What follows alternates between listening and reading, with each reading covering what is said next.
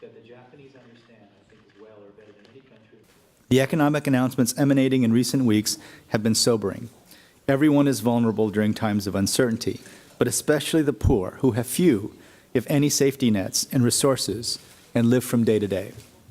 Our job at the World Bank Group now is to make sure the growth over the last 5 years that we've seen in developing countries in Africa and Latin America and Asia is not destroyed by further worsening in the situation. Every single economy in the world has to now be focused on the medium and long-term prospects for growth. Because of the crisis, I think there is a tendency to only look at the short term, how to respond to the crisis as it might hit us. But I think evidence is very good that the countries that start thinking right now about medium and long-term competitiveness are going to do much better.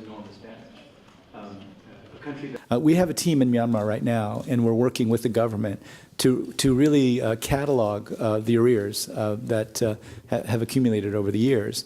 And our hope is that we can move forward very soon as a united global community to support the reforms and to help the people of Myanmar with things like health, education, infrastructure, and also to help Myanmar boost its private sector so that more businesses can grow in that environment. It's a great way to drive a conversation. I think our task is to find ways of encouraging ever greater efforts at both mitigation and adaptation to climate change. But mitigation is really critical.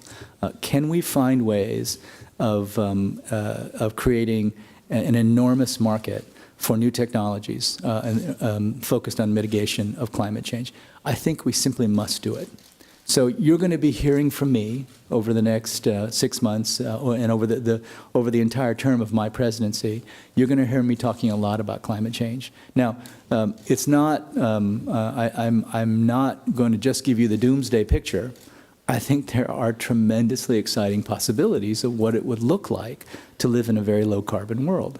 And we simply have to find those opportunities, and we have to encourage the best and brightest companies and countries to seize that opportunity and and understand that their path to economic growth could very well be engaging in finding new technologies and new approaches.